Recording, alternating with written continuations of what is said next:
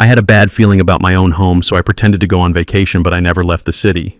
Instead, I rented a run-down room across the street to watch my front door. While I was spying from behind a dirty curtain, an elderly neighbor took me by the hand and whispered 4 words that made my blood run cold. At midnight, you will see. When midnight came, I fainted from what I saw. My name is Reginald Carter. I am 71 years old, and until 3 days ago, I thought I was losing my mind. But I wasn't losing my mind, I was losing my life. If you are watching this, please like and subscribe, because what I am about to tell you might just save your own life one day. Tell me in the comments where you are watching from, because I want to know how far my warning has traveled. It started on a Tuesday morning at the breakfast table. The smell of bacon usually made me hungry, but lately the mere scent of food made my stomach turn. My hands were trembling as I tried to lift my coffee cup. I had been a structural engineer for 40 years, building bridges that could withstand hurricanes, yet now I could barely hold a ceramic mug without spilling. Blake, my son-in-law, walked into the dining room. He did not say good morning. He never really looked me in the eye. He looked through me like I was a piece of old furniture he wanted to throw out but couldn't lift. He tossed a blue envelope onto the mahogany table. It slid across the polished wood and stopped right next to my trembling hand. You are going to Florida tomorrow, Pop. He didn't ask. He didn't suggest. He ordered. I looked up at him. Blake was 38 years old, white, with that confident smile of a man who has never had to work for anything in his life. He called himself an entrepreneur, but in 5 years of marriage to my daughter Nia, I had never seen him actually work. He just spent. He spent Nia's salary, and lately he had been spending my patience. Florida. I asked, my voice sounding weak and raspy. Why would I go to Florida? Because you need rest, Blake said, pouring himself a glass of orange juice from my refrigerator. Dr. Evans said your little stroke last week was a warning sign. The humidity will be good for your joints. I booked you into a nice assisted living resort. One-way ticket. First class. I looked at the ticket. One way. He wasn't sending me on vacation. He was shipping me out. I looked at Nia. My beautiful daughter sat across from me, staring into her bowl of oatmeal. She wouldn't look at me. She knew. She knew this was an eviction, not a vacation. Nia, I said softly, do you agree with this? She flinched. It was a small movement, but I saw it. She finally looked up and her eyes were filled with tears she was trying to hold back. Daddy, it is for your own good, she said, but her voice sounded rehearsed like lines from a bad play. Blake says you need professional care. We can't watch you 24/7. You are getting confused, Daddy. You forgot to turn off the stove yesterday. I hadn't forgotten. I knew I hadn't. I had been an engineer. Precision was my life. But lately things were happening. Keys going missing, the stove being left on, my wallet appearing in the refrigerator, and this sickness. This constant dizziness and nausea that Dr. Evans, Blake's friend from the golf club, dismissed as old age. Fine, I said. I will go. The relief on Blake's face was instantaneous and insulting. He smiled and patted my shoulder with a heavy, condescending hand. That is a good boy, Pop. You pack your bags. The car will be here at 8 a.m. I went to my room, but I didn't pack for Florida. I packed for a war.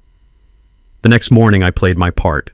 I let Blake load my suitcases into the trunk of the luxury sedan he had ordered. He hugged me, and it felt like being squeezed by a python.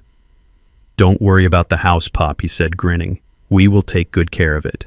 I bet you will, I thought. I got into the car and watched them wave from the porch of my brownstone. My grandfather bought this land. My father built the foundation. I restored it brick by brick. It was worth millions now in a neighborhood that was rapidly gentrifying. And Blake looked at it not like a home but like a winning lottery ticket. As soon as the car turned the corner and we were out of sight, I leaned forward to the driver. Change of plans, I said. I held up a $100 bill. Do not take me to the airport. Take me to 4th Street. The driver looked confused, but money talks. He turned the car around. 4th Street ran directly parallel to my street. The back of the buildings on 4th Street faced the front of my building. I had booked a room on Airbnb using an old email address Blake didn't know about. The car stopped in front of a crumbling building with peeling paint. It was a stark contrast to my pristine brownstone just 1 block over. I dragged my suitcase up 3 flights of stairs, my heart hammering in my chest, my legs feeling like lead. The room smelled of stale cigarettes and damp carpet. It was disgusting, but it had one redeeming quality: the window. I walked to the window and pulled back the greasy curtain. There it was, my house, my life. From this angle I could see the front door, the living room windows, and the master bedroom balcony. I opened my suitcase and took out the only thing that really mattered: my military-grade binoculars from my days surveying bridge sites. I pulled up a chair and I waited. For hours, nothing happened. The house was quiet, but I had a feeling in my gut, a feeling I hadn't had since I was walking inspection lines on suspension bridges in high winds. The structure was unsound.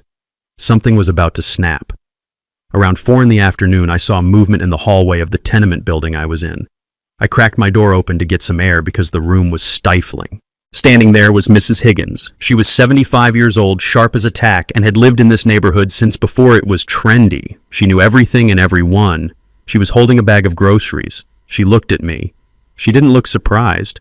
She didn't ask why Reginald Carter, the owner of the finest house on the block, was hiding in a dump like this. She just nodded. "I knew you weren't stupid, Reggie," she said, her voice rough like sandpaper. "Mrs. Higgins," I started to explain, but she cut me off. "Save your breath. You look terrible. Your skin is gray."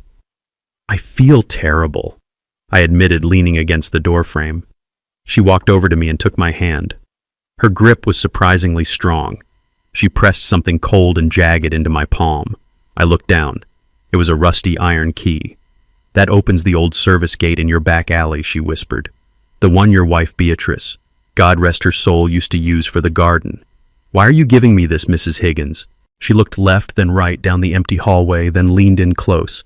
Her eyes were full of a fear I had never seen in her before. "Because you need to see. You need to get close. Your dog Buster didn't die of old age last week, Reggie.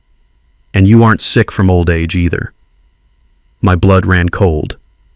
Buster, my German shepherd, had died suddenly 3 days ago. Blake said his heart just gave out.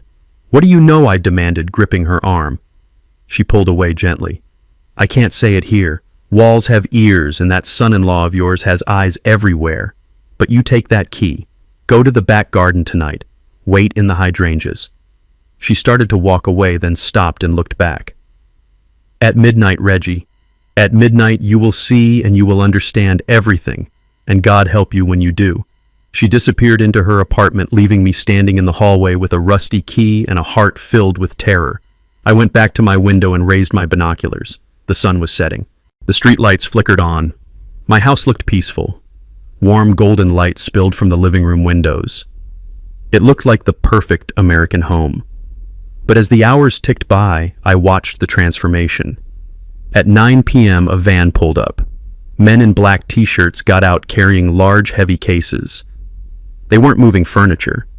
They were bringing equipment in. At 10 p.m., the luxury cars started arriving. Ferraris, Lamborghinis, Bentleys. They parked all along the street, blocking fire hydrants and driveways.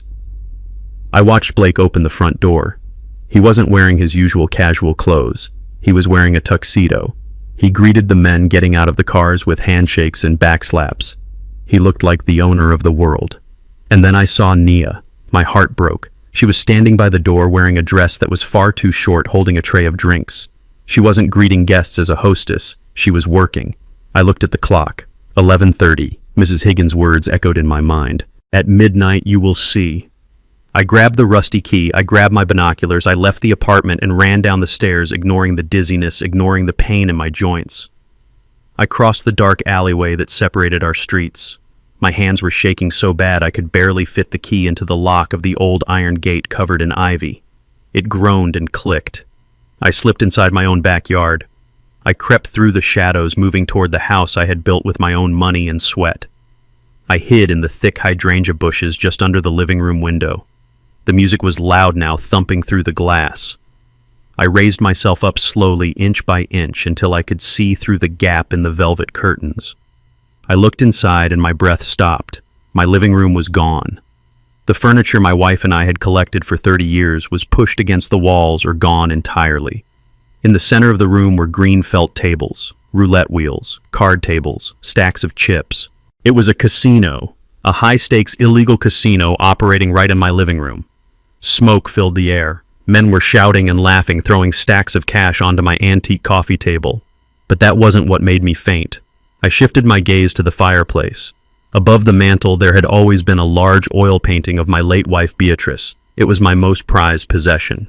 The painting was gone. In its place was a large digital screen displaying odds and bets, and leaning against the fireplace waiting to be used as firewood was the frame of Beatrice's portrait. The canvas had been ripped out. I felt a sharp pain in my chest, like a knife twisting. My vision blurred. The world tilted sideways. The last thing I saw before the darkness took me was Blake standing on a chair holding up my grandfather's gold pocket watch, auctioning it off to a man with a scar on his face. And then I hit the ground. I crouched there in the dirt behind the hydrangea bushes, and my knees popped with a sound that seemed loud enough to wake the dead. But nobody heard me because the noise coming from my house was deafening. It wasn't just music, it was a physical force shaking the very foundation I had poured with my own hands 40 years ago. The bass thumped against my chest, matching the frantic rhythm of my heart. I looked at the driveway and the street beyond. It looked like a luxury car dealership had exploded on my front lawn. There were Bentleys, Rolls-Royces, and customized sports cars parked on the grass, destroying the landscaping Beatrice had tended to for decades. These weren't the cars of friends or neighbors. These were the cars of predators. Men who had so much money, they didn't care whose lawn they ruined. I crept closer to the window, my breath forming small clouds in the cold night air. The curtains were drawn, but there was a gap just wide enough for me to see the nightmare unfolding inside. My living room, the place where I had taught Nia to read, the place where Beatrice and I had danced on our anniversaries, was gone. In its place was a den of vice that looked like it belonged in a movie about gangsters. The air inside was thick with cigar smoke hanging like a blue fog over the green felt tables. I saw men I didn't recognize, men with cold eyes and expensive suits throwing chips onto the tables. They were drinking from my crystal glasses, the ones we saved for Christmas, and ashing their cigars on my hardwood floors.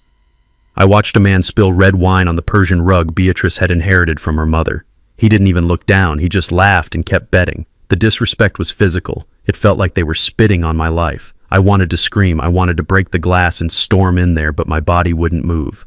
I was frozen by the sheer magnitude of the violation. This wasn't a party. This was an invasion.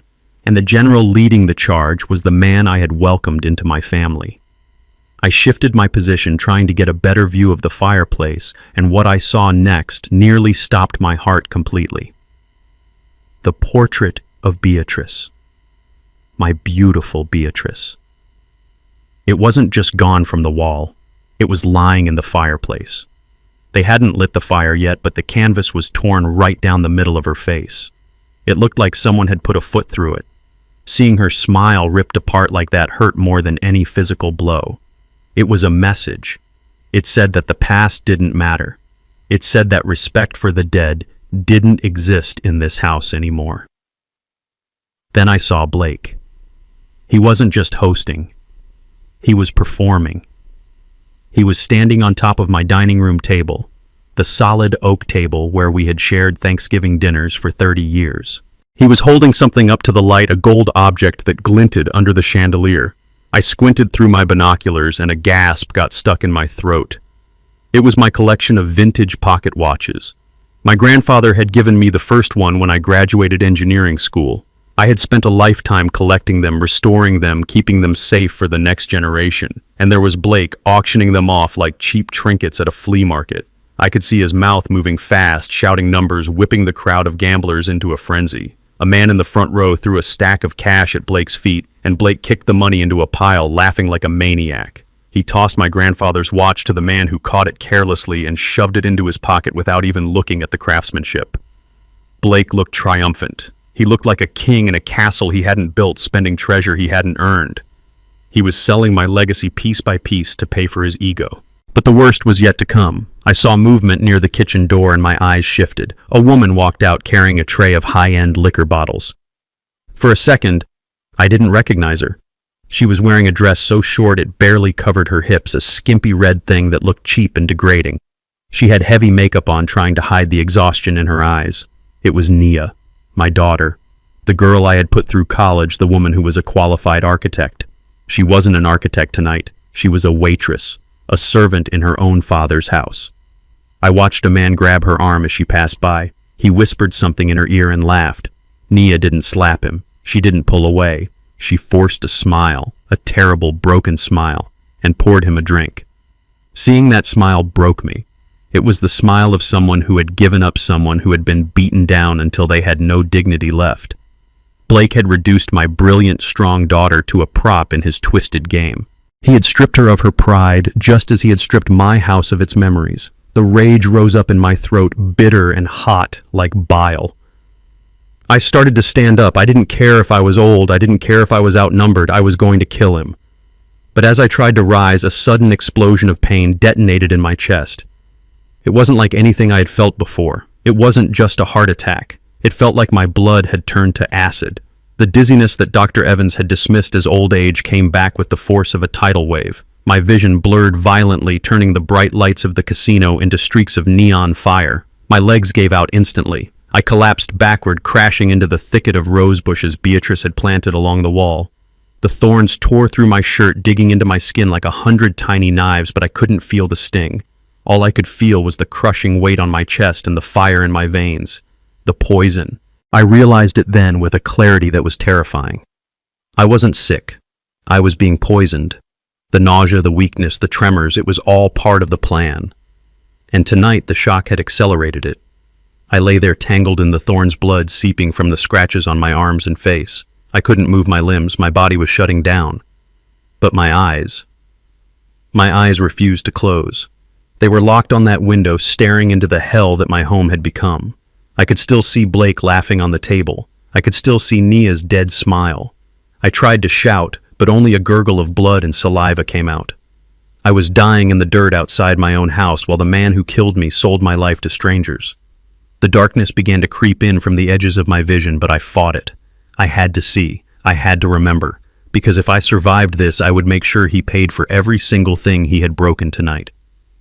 I woke up gasping for air like a man surfacing from a deep dive. My chest felt bruised and heavy, and my head was pounding with a rhythm that matched the ticking clock on the wall. I wasn't in the dirt anymore. I was lying on a floral sofa that smelled of lavender and old dust. Mrs. Higgins was sitting in her rocking chair watching me with eyes that had seen too much history to be surprised by cruelty. She didn't ask how I felt.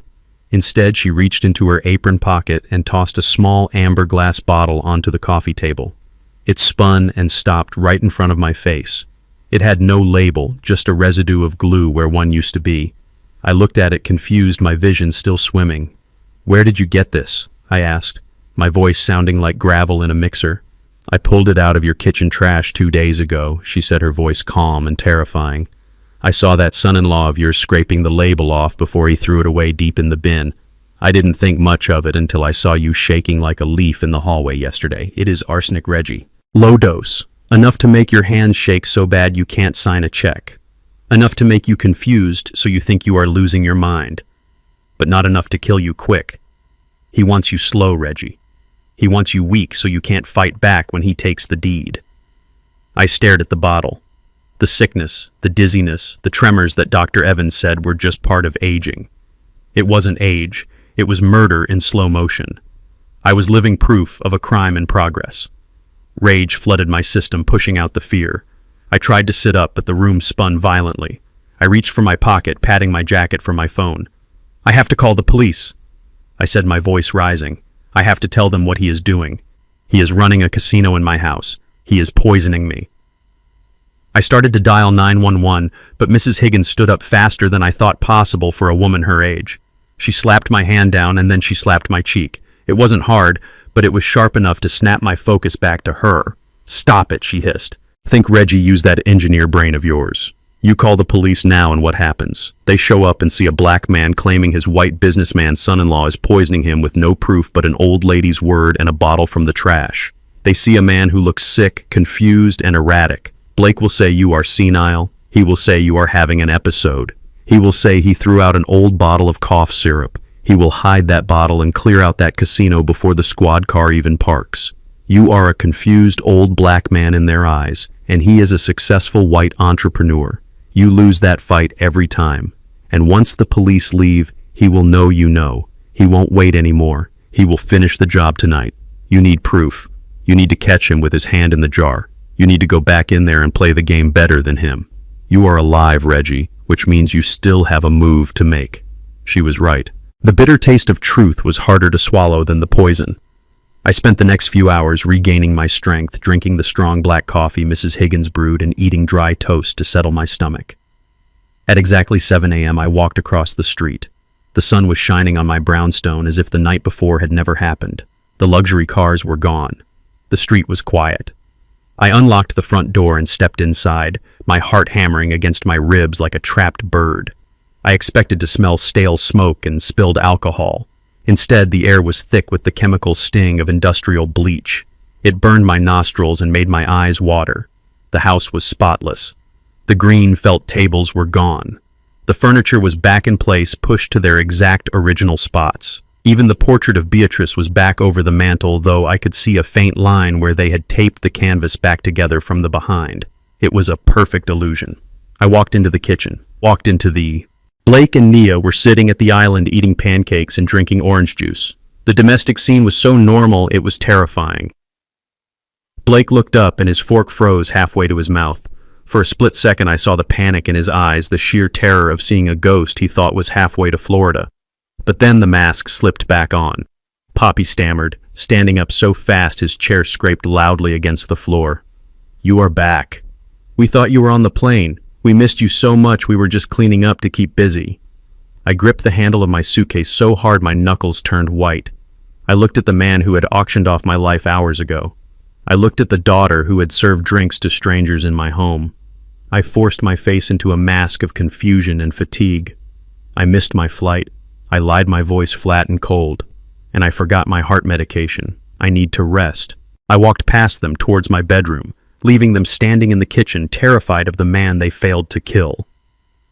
The silver spoon hit the ceramic tile with a violence that made everyone jump. It spun on the floor, a silver blur of guilt, before coming to a rest at Blake's feet. He didn't pick it up. He just stared at me, his mouth opening and closing like a fish pulled onto a dock. The arrogance I had seen last night, the king standing on the table auctioning my life away, was gone. In its place was raw panic. "Pop," he stammered, his voice cracking in a way that would have been pathetic if he wasn't trying to kill me. "You are back. We didn't expect you. I mean, we are so happy you are here. We missed you. We were just saying how empty the house felt without you." His eyes were darting around the room, scanning for anything they might have missed during their frantic cleanup. I looked at Nia. She was studying her orange juice like it contained the secrets of the universe, refusing to meet my gaze. She looked exhausted, her makeup applied heavily to cover the dark circles from a night of serving drinks to gangsters. The smell of industrial bleach was still burning my nostrils, masking the scent of expensive cigars and cheap perfume. But to them, I was just a senile old man who should have been halfway to Florida. I didn't scream. I didn't ask why there were scratch marks on the hardwood floor or why the furniture was slightly out of alignment. I just stared at Blake until he looked away. "I forgot my heart medication," I said. My voice was flat, cold, and empty of any fatherly warmth. It was the only lie I could think of that would justify my return and reinforce their belief that I was weak. Blake let out a breath he had been holding. Oh, right. Of course, Pop. Your heart. We wouldn't want you to be without that. We were just cleaning up. Deep cleaning. You know how dust settles in these old places?" He was sweating. I could see the beads forming on his upper lip. He was terrified that I had seen something, but he was trying to convince himself that I was just a confused old man who turned the taxi around. I didn't give him the satisfaction of a response. I walked past him, my shoulder brushing against his arm. He flinched as if he expected me to strike him. I wanted to. God knows I wanted to wrap my hands around his neck and squeeze until the truth came out. But I kept walking. I had to see the damage. I had to see what else they had taken from me. I walked down the hallway and my legs felt heavy, not from age, but from the burden of carrying this hatred. The hallway looked normal to a stranger, but I built this house. I knew every inch of it. I knew how the floorboards creaked and how the light hit the walls. The family photos on the wall were tilted just a fraction of a degree to the left. They had been taken down and put back up in a hurry. I reached my bedroom door. My sanctuary. The place where Beatrice and I had whispered our secrets in the dark and planned our future. I pushed the door open and stepped inside. The room was freezing. The window was open, likely to air out the smoke from whatever they had been doing in here. The bed was made with military precision, too perfect, too tight. The air smelled of unfamiliar cologne. Blake had been in here. He had been rooting through my life, violating my privacy in the one space that was supposed to be mine alone. I walked over to the closet. My clothes were pushed to the side. Boxes of old letters were overturned. They hadn't even tried to be careful in here. They thought I was gone for good. They thought they had time to stage the room later. I went straight to the large oil painting of the Brooklyn Bridge that hung on the far wall. It was a painting Beatrice had bought me for our 10th anniversary because she knew how much I loved the engineering of it. I gripped the frame and swung it open. Behind it was my wall safe. It wasn't locked. The digital keypad had been drilled through a crude and violent job that ruined the mechanism. The door hung open like a broken jaw. I looked inside and felt a hollow ache in my chest. Empty. The deed to the house, the life insurance policies, the bonds I had bought for Naya's future children. Everything was gone. They hadn't just thrown a party. They had liquidated me. They had stripped the meat from the bone. I ran my hand along the cold metal of the empty safe. This was why they needed me gone. This was why they needed me declared incompetent. They had the papers, but they couldn't use them until they got rid of me. They had stolen my legacy, and now they were just waiting for my heart to stop so they could cash it in. I closed the safe and put the painting back. I didn't have time to grieve the loss of papers. Papers could be replaced, my life could not. I walked into the master bathroom and locked the door behind me. The click of the lock was the most satisfying sound I had heard all day. I turned on the faucet full blast, letting the water roar into the basin. It was an old trick I learned on construction sites to drown out conversations and confuse listening devices. I sat on the edge of the tub and pulled out my phone. My hands, which had been shaking since yesterday, were suddenly steady. I wasn't a victim anymore. I was an engineer, and I had a structural failure to fix. I scrolled through my contacts until I found a number I hadn't used in 10 years. Tyrell. We had worked together on the I-95 bridge project. He wasn't just a structural specialist. He was a paranoid genius who knew everything about surveillance. He was the kind of man who could bug a birdhouse from 3 blocks away. I typed a message, my thumbs moving fast. Code read, "Structure compromised. I need eyes and ears. Full package. Meet me at the park bench by the duck pond. 1 hour. I hit send and deleted the message immediately. I splashed cold water on my face, staring at my reflection in the mirror. The eyes staring back weren't the tired eyes of an old man ready for a nursing home. They were the hard, cold eyes of a man who was about to bring the whole house down. I dried my face, unlocked the door, and walked back out into the lion's den. I had an hour to get out of the house without raising suspicion. I had to play the part. I had to be the confused, sick old man one last time before I became their worst nightmare. I grabbed my chest, let out a small wheeze, and shuffled toward the kitchen where my executioners were waiting. I walked back into the house, clutching a small paper bag from the pharmacy, which was my cover for meeting Tyrell. Inside the bag, hidden under a box of aspirin, were 3 tiny devices that looked exactly like standard Phillips head screws. Tyrell had come through. I put on my best performance of a shuffling, confused old man because nobody suspects the elderly of espionage.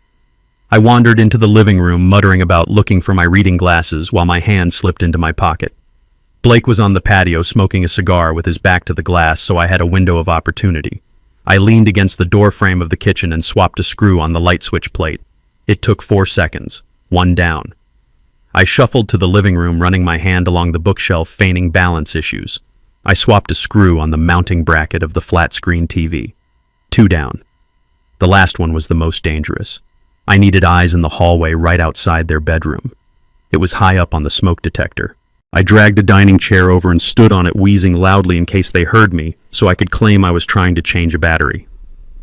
My hands were steady as I drove the camera screw into the plastic casing. By the time Blake came back inside, smelling of expensive tobacco, I was sitting in my recliner, panting slightly, with the newspaper upside down in my lap. I had eyes everywhere. I retreated to my bedroom and locked the door, engaging the deadbolt I had installed years ago. I pulled out the tablet Tyrell had synced to the cameras and put on my noise-canceling headphones. The screen flickered to life, and the clarity was terrifying. I could see the grain of wood on the kitchen table and the dust motes dancing in the afternoon light. Blake walked into the frame. He was pacing, holding his phone to his ear, his face twisted in a snarl I had never seen when he looked at me directly. He was talking to someone named Marcus, probably the loan shark Tyrell had warned me about. I turned up the volume, and the audio was crisp enough to hear his heavy breathing. I heard him say words that will haunt me until I die. "This old black man is tough like leather." He hissed into the phone using a slur that made my fist clench automatically. I thought he was on the plane, but he came back like a bad penny. "No, I cannot sell the house yet. I need his signature or a death certificate. Don't worry, Marcus, I am increasing the dose starting tonight. He won't survive the week." I gripped the edge of my desk so hard the wood groaned. He wasn't just talking about money, he was talking about extermination. Blake continued, his voice dropping to a conspiratorial whisper that made my skin crawl. "Once his brain turns to mush, I am dumping him in that state-run facility in the Glades, the one with the rat problem and the health code violations. It is the cheapest one in the state. He won't last a month there." He laughed. It was a dry, cruel sound. He looked right at the camera I had installed in the light switch, unknowingly staring into the eyes of the man he planned to murder. Then Naya walked into the kitchen. My heart leaped for a second. I wanted her to scream at him. I wanted her to call the police. I wanted my little girl to defend her father against this monster. Blake hung up the phone and looked at her. He told her everything. He told her about the increased poison, about the nursing home, about the timeline. I waited for her outrage. I waited for her to slap him. Instead, she just sighed and leaned against the counter looking tired. "Blake, honey," she said, her voice soft and pleading.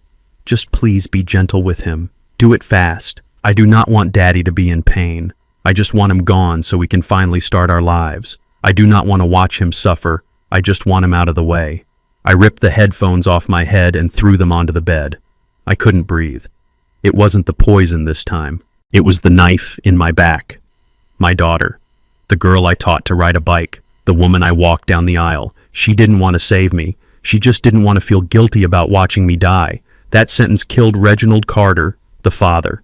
The man sitting in that chair now was someone else entirely. I wiped my face, but my eyes were dry. I didn't have any tears left for them. The psychological warfare began before I even had my morning coffee. I woke up reaching for my glasses on the nightstand, the same spot I had placed them every night for 20 years. My hand patted empty wood. I sat up, blinking against the blurry room, feeling that first spike of panic. I spent 20 minutes crawling on my hands and knees, patting the carpet, checking under the bed, feeling humiliatingly helpless. Blake walked in, holding them by the temple piece, twirling them like a toy. "Pop, you left these in the refrigerator again," he said, shaking his head with a look of practiced pity. "I know I didn't. I know, I never go to the fridge at night." But I took them with a trembling hand and thanked him, because that is what a confused old man would do. It didn't stop there. My wallet vanished from my back pocket and reappeared in the bathroom sink, soaking wet. My heart medication was missing from the medicine cabinet, and I found it inside a box of cereal in the pantry. Every time I turned around, Blake was there, looming over me, asking, "Pop, are you okay? You seem so confused lately." He was trying to break my mind, trying to make me doubt my own reality, so that when he told the world I was crazy, I would be halfway to believing it myself. Then came the cold. I was sitting in the living room reading a book when I started to shiver violently. The air coming from the vents wasn't just cool, it was Arctic. I checked the thermostat on the wall. It was set to 60 degrees. I turned it up to 72, but 10 minutes later it was back down to 60. Blake walked in wearing a t-shirt, looking at me wrapped in 3 wool blankets, my teeth chattering. "Pop, why are you shaking? It is 80 degrees outside," he said, smirking. "Are you getting sick again?" He wanted me weak. He wanted me to look frail and broken, so when he told people I was losing it, they would believe him without question. He was gaslighting me, systematically erasing my confidence in my own senses. I knew I had to escalate. If he wanted a senile old man, I would give him a performance that would make him think he had won the lottery. I waited until late afternoon, when the sun was casting long shadows across the living room floor. Blake was in the kitchen making himself a drink, his back to me, but I knew he was listening. I sat in my rocking chair, the one Beatrice used to knit in, and I started talking to the empty space next to me. "Beatrice, honey, I told you to wear the blue dress," I whispered, my voice soft and affectionate. I laughed gently, reaching out to stroke the air as if touching a cheek. I heard the clink of glass in the kitchen stop. Blake walked to the doorway, his eyes narrowing. "Who are you talking to, Pop?" he asked, his voice tight with suspicion. I looked at him with vacant, glassy eyes staring right through him. "Your mother," I said, smiling with a terrifying serenity. "She is right here, son." "Cannot you see her? She says you look tired." Blake turned pale. He looked at the empty chair and then back at me. I could see the wheels turning in his head. He thought the poison was finally rotting my brain. He thought the arsenic was making me hallucinate. But I had one more card to play, a card so humiliating I knew no man would fake it unless he had no pride left.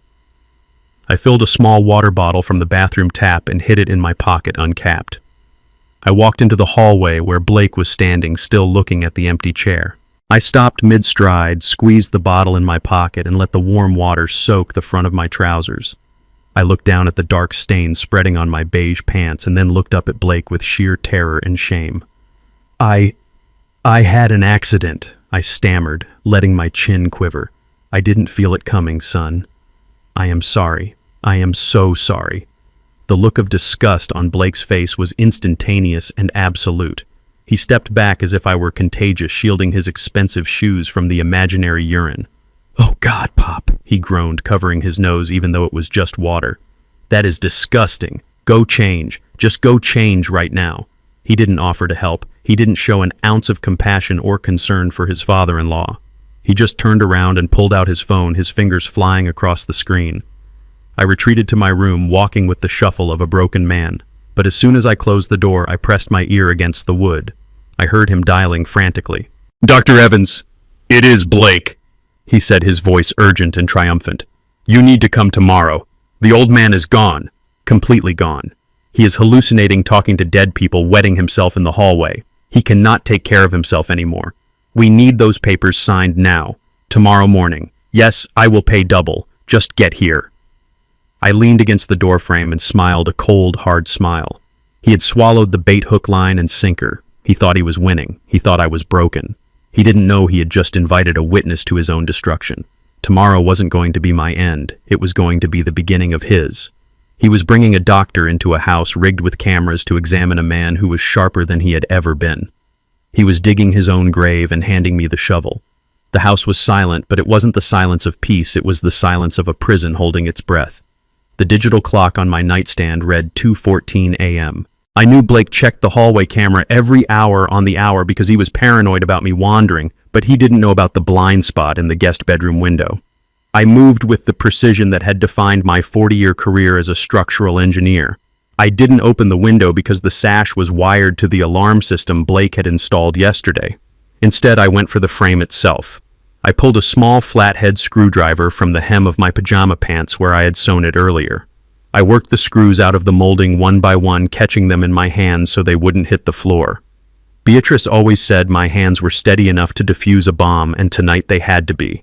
I removed the entire interior casing, exposing the counterweights inside the wall. I gently lifted the sash out of its track, bypassing the magnetic sensor completely. It was a trick I learned retrofitting historic buildings in the 80s. I slipped through the opening and lowered myself onto the trellis of ivy Beatrice had planted. My joints screamed in protest, but I gritted my teeth and climbed down, landing softly in the mulch. I didn't look back. I moved through the shadows of the alley, avoiding the streetlights until I reached the main avenue where I hailed a night cab. I gave the driver an address in the financial district. 20 minutes later, I was standing in the lobby of a glass and steel tower staring at the directory. Aisha Thorne. She had been Beatrice's lawyer, fierce, brilliant, and absolutely terrifying to anyone who crossed her. I had called her emergency line from the park. She was waiting for me. I rode the elevator to the 42nd floor, my reflection in the chrome doors showing a tired old man in a trench coat over pajamas. But my eyes were burning with a cold fire. Aisha met me at the glass doors of her firm. She didn't ask why I looked like a fugitive. She just led me to her corner office and poured me a glass of water. Her desk was covered in files she had pulled since my call. She looked at me with eyes that were sharp and assessing. "Reginald," she said, her voice clipped and professional. "You were right to come. I pulled the credit reports, but I found something much worse." She turned her monitor around so I could see. It was a digital copy of a loan application submitted 12 hours ago. It was a request for a hard money loan against my brownstone for $1 million. But it wasn't the amount that made my stomach turn, it was the signature line. It was signed by Blake as temporary guardian of Reginald Carter. I stared at the screen, feeling the blood drain from my face. "He hasn't even gotten the court order yet," I whispered, my voice trembling with rage. "How did he do this?" Aisha tapped a document on the screen. "He filed an emergency ex parte motion this afternoon, claiming you are an immediate danger to yourself and others. He included a sworn affidavit from a Dr. Evans stating you are in the advanced stages of dementia and require secure facility placement. Based on that affidavit, the bank pre-approved the loan pending the final judge's signature tomorrow morning. He is leveraging your life, Reginald. He is cashing you out before you are even dead." The level of betrayal was physical. It felt like a punch to the gut. He wasn't just stealing my money, he was stealing my identity, my autonomy, my very right to exist as a competent human being. He had reduced a lifetime of hard work and intelligence to a rubber stamp on a loan document. He was going to take the house my father paid for with sweat and blood and turn it into gambling chips. Aisha looked at me, her expression hardening. "We can stop the loan," she said. "I can file an injunction right now, but that tips our hand. If we stop the money, he will know you are lucid. He will know you are fighting back." I shook my head slowly. "No. Let him think he has won. I want him to walk into that bank tomorrow thinking he is the king of the world. I want to see the look on his face when the floor drops out." Just then, the burner phone I had bought from Mrs. Higgins buzzed in my pocket. The sound was loud in the quiet office. I pulled it out. It was Dr. Vance, my real doctor, the one I had snuck out to see yesterday for the blood work. I put it on speakerphone. "Reginald, are you safe?" Dr. Vance asked, his voice tight with urgency. "I am safe," I said. "I am with my lawyer." "Good, because you need to be. The toxicology report just came back from the lab. I had them run it twice because I didn't believe the numbers. You have extremely high levels of arsenic in your blood, Reginald. It is 5 times the lethal limit for chronic exposure. You should be in a coma right now. Your kidneys are functioning at 60%. This isn't accidental ingestion from bad water or food. Someone is dosing you heavily. If you go back to that house, you will be dead in 48 hours. The room went dead silent. Aisha looked at me, and for the first time, her professional mask slipped, revealing genuine horror. Arsenic, the poison of choice for cowards. It explained everything, the metallic taste in my mouth, the nausea, the shaking hands. He wasn't just gaslighting me, he was actively killing me while smiling in my face. "This is attempted murder," Dr. Vance continued. "I am required by law to report this to the police. I need to call them now." "No," I said sharply, "not yet. Give me 24 hours. "Reginald, this is crazy," Dr. Vance argued. "You are walking back into a death trap." "I am not walking into a trap," I said, my voice steady and cold. "I am the trap. If the police go there now, he claims it was an accident. He claims I took something by mistake. He has a crooked doctor to back him up. I need him to sign that paper tomorrow. I need him to commit the fraud. I need him to try to finish the job while the cameras are rolling." I looked at Aisha. She nodded slowly, understanding the game. I hung up the phone. I stood up and walked to the window, looking out at the city lights. I felt a strange calm settle over me. The fear was gone. The hesitation was gone. The man who walked out of that office wasn't a victim. He was an executioner waiting for the dawn. I leaned over Aisha's desk, staring at the document that was supposed to sign my life away. It was a durable power of attorney giving Blake full control over my assets, medical decisions, and housing. At the bottom was my signature. To a bank teller or a judge, it looked authentic. The loop of the C was right. The sharp finish on the T was there. But Blake had made one fatal mistake. He didn't know he was forging the signature of a structural engineer. I pulled a protractor from my pocket, a habit from 40 years on job sites that I never broke. I laid it over the paper. "Look at the capital R," I said, my voice low and steady. "When I sign my name, I always cross the vertical line of the R at exactly 45 degrees. It is muscle memory. It is geometry. I have done it that way since drafting school." I tapped the forgery. "This line is at 30 degrees. It is too steep. It lacks the precision of a man who respects the math." Blake traced this from an old birthday card or a check, but he didn't understand the mechanics of the hand that wrote it. He tried to steal my name, but he only stole the image of it. He missed the soul. Aisha looked closer, her eyes narrowing. "That is enough to contest it in court," she said. "We can hire a handwriting expert. We can tie this up in litigation for months." I shook my head. Litigation takes time. Time I do not have. The poison is in my veins now. I need to stop him tomorrow morning, not 6 months from now. If we fight this in court, he will just find another way to kill me before the hearing. I need to break his legs before he even starts running. Aisha sat back, tapping her pen against her chin. "You are right, Reginald. If we sue, he claims you signed it during a lucid interval. He claims the angle doesn't matter. He still gets the loan approved while we argue. We need to nuke the bridge before he tries to cross it." She pulled up a new file on her computer. "We are going to transfer the deed to the brownstone immediately. Not to another person, but to a revocable living trust. We will timestamp the transfer electronically tonight. By the time the bank opens at 9 a.m. to process Blake's loan, the property won't be in your name anymore. It will belong to the entity. His power of attorney allows him to act for Reginald Carter individual, but it gives him zero authority over the trust. The collateral for his $1 million loan will vanish into thin air." I watched her type, feeling a surge of adrenaline. It was a demolition job. Controlled, precise, irreversible. "What do we call the trust?" I asked. Aisha looked at me, her expression softening just for a moment. "The Beatrice Carter Memorial Trust," she said. "Let your wife protect you one last time." I felt a lump in my throat. Beatrice. She had hated Blake from the moment she met him. She used to say his eyes were too empty. Now even from the grave she was going to stop him.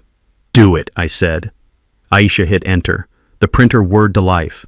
I signed the documents, my hand steady, my R crossing at exactly 45 degrees.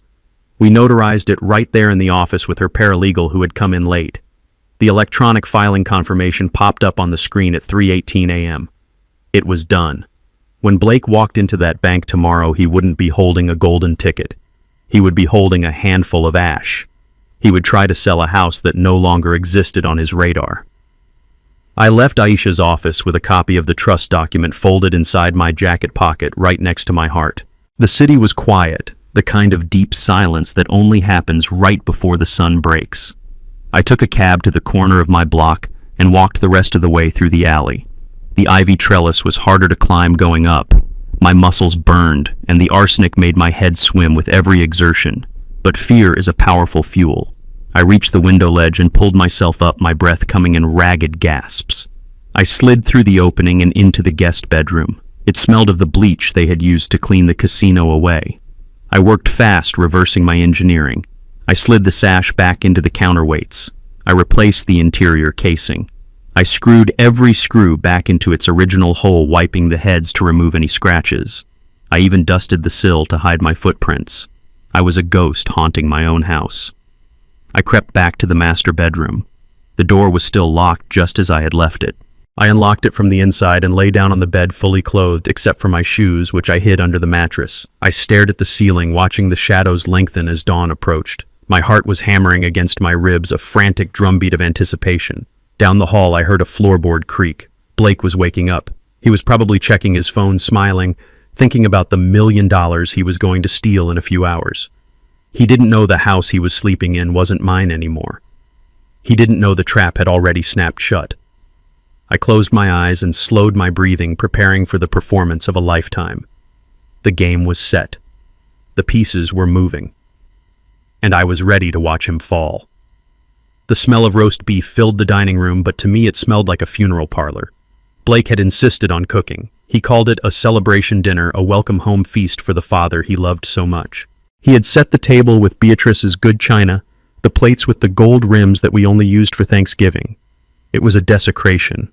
I sat at the head of the table, my hands resting on the white tablecloth, trying to control the tremors that were partly from the arsenic already in my system and partly from the sheer rage boiling in my gut. Nia sat to my right, looking pale and small. She wouldn't meet my eyes. She pushed her peas around her plate with a fork, the scraping sound loud in the tense silence. Then Blake walked in from the kitchen holding a decanter of red wine.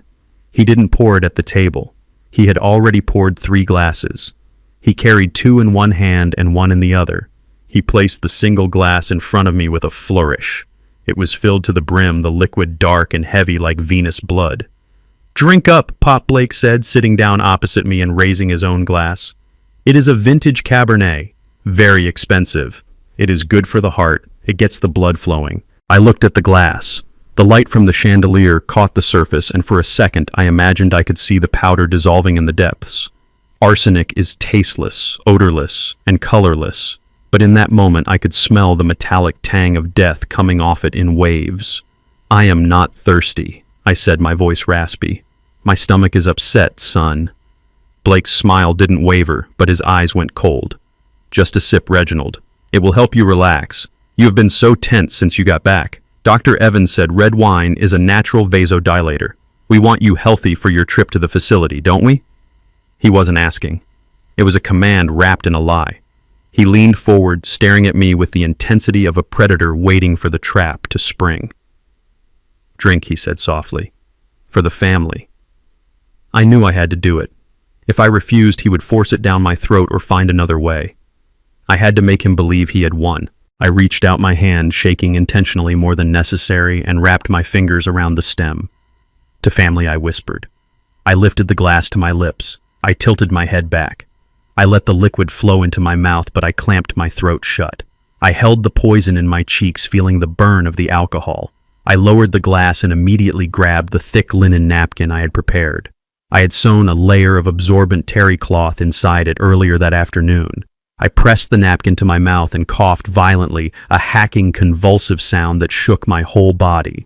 Into the folds of the cloth I spat the wine, every drop. I wiped my mouth aggressively, masking the action as cleaning up spittle. I shoved the damp, stained napkin into my jacket pocket and grabbed the clean one from the table to replace it. Blake didn't notice. He was too busy watching my face, waiting for the signs. I gave them to him. I let my fork clatter onto the china. I gripped the edge of the table, my knuckles turning white. I started to hyperventilate, gasping for air like a fish on a deck. "Pop," Nia said, her voice trembling. "Daddy, are you okay?" I didn't answer. I let my eyes roll back into my head, showing the whites. I let my body go rigid, then started to spasm uncontrollably. My arm flailed out, knocking the wine glass over. The red liquid spread across the white tablecloth, staining it like a fresh wound. It dripped onto the floor with a steady tap, tap, tap. I slid out of the chair, crashing onto the hardwood floor. I writhed for a moment, kicking my legs, and then I went still. I lay on my back, my mouth slightly open, my eyes staring unseeingly at the ceiling. I held my breath, shallowing it out until my chest barely moved. I waited for the frantic call to 911. I waited for the panic. I waited for my daughter to scream for help. The room went silent. The only sound was the dripping wine. Then I heard the scrape of a chair. Footsteps approached me. They were heavy, confident footsteps. Blake stood directly over me. I could see the toes of his Italian leather shoes inches from my face. He didn't kneel. He didn't check for a pulse. He didn't check to see if I was choking. He chuckled. It was a low, dry sound devoid of any humanity. Finally, he said, "That batch was strong." He nudged my leg with his foot like he was checking a dead raccoon on the side of the road. "I think he is gone, or close enough. The brain damage from a seizure this bad will be permanent. He will be a vegetable by morning." I lay there frozen, screaming inside my own mind. He wasn't scared. He was relieved. He had just watched a man collapse, and his only reaction was to calculate the timeline. Nia Blake said, his voice sharp and authoritative, "Stop crying. We knew this was coming. He was old. He was sick. We just helped nature along." "I cannot look at him, Blake," Nia sobbed, but she didn't move to help me. She didn't come to my side. She stayed in her chair, paralyzed by her own weakness. "You do not have to look," Blake said. "Just go get the folder from the study, the one with the admission forms. We need to have everything ready for the paramedics when we call them in the morning. We will say we found him like this. Rigor will set in by then, but Dr. Evans will sign off on the time of death. We are clear. Wait until morning." They were going to leave me on the floor all night. They were going to let me die slowly while they slept upstairs. "Go," Blake ordered. "Pack his bag. We are shipping him out at dawn. Alive or dead, he leaves this house tomorrow." I heard Nia's chair scrape. I heard her footsteps retreating, running up the stairs, away from the guilt, away from her father. She didn't look back. She left me there. Blake lingered for a moment longer. He leaned down and whispered to my unmoving face. "You should have stayed on the plane, Reggie. You could have died in the sun. Now you die on the floor. He stood up, turned off the lights, and walked out of the room whistling. I lay in the dark, listening to him climb the stairs, listening to the house settle around me. My heart was breaking not from the poison, but from the truth. My family wasn't just flawed. They were evil. And as I lay there on the cold wood, soaking in the silence, I made a promise to the darkness. They wanted a body. Tomorrow morning I would give them one, but it wouldn't be the one they expected. The morning sun hit my face like a spotlight, but I kept my eyes half closed, letting my head loll to the side against the cold leather of the car seat. Blake was driving fast, weaving through traffic with the desperation of a man running out of time. He had dragged me out of bed at 6 a.m., dressing me like a rag doll in a suit that hung loosely on my frame because of the weight I had lost from the poison. I didn't resist. I let my limbs hang heavy. I let a line of drool escape the corner of my mouth. I was giving him exactly what he wanted to see, a broken, empty shell of a man. We pulled up to a nondescript office building downtown, the kind with tinted windows and no name on the door. This wasn't my lawyer's office. It was a place where money changed hands in the dark. Blake hauled me out of the car, gripping my arm so hard I knew it would leave bruises. He practically carried me into the lobby, his breath coming in short, agitated puffs. We went into a small conference room that smelled of stale coffee and toner ink. A woman sat behind a large mahogany table. Her nameplate read, Ms. Perkins, Notary Public. She looked up and her eyes widened when she saw me. I made sure to stumble, dragging my left foot as if the stroke Blake had invented was real. I sank into the chair opposite her, letting my head drop forward onto my chest. Blake sat down next to me, radiating a nervous energy that made the air hum. He slid a stack of documents across the table. "We are in a bit of a hurry, Ms. Perkins," he said, flashing a charming smile that didn't reach his predatory eyes. "My father-in-law is not feeling well today, but we need to get these loan documents finalized for his medical care. It is an emergency." Ms. Perkins looked at me, then back at Blake. She hesitated, holding her pen in mid-air. "Mr. Carter," she asked softly, "do you understand what you are signing today? This is a deed of trust transferring substantial equity." I let out a low moan and muttered something unintelligible about Beatrice and the garden. I saw Ms. Perkins wince. She looked at Blake with clear discomfort. "Sir, he doesn't seem lucid. I am not comfortable notarizing this without a medical certificate." Blake slammed his hand on the table just hard enough to startle her. "I have the power of attorney right here," he hissed, sliding another paper forward. "And here is the affidavit from Dr. Evans stating he is competent but physically frail. Do your job." "We are paying for a rush service, not a moral lecture." Ms. Perkins shrank back, intimidated. She picked up the stamp. She was going to do it. She was going to sign my life away because she was afraid of the white man in the expensive suit. Blake grabbed the pen and positioned it over the signature line. He looked at me with a mixture of disgust and triumph.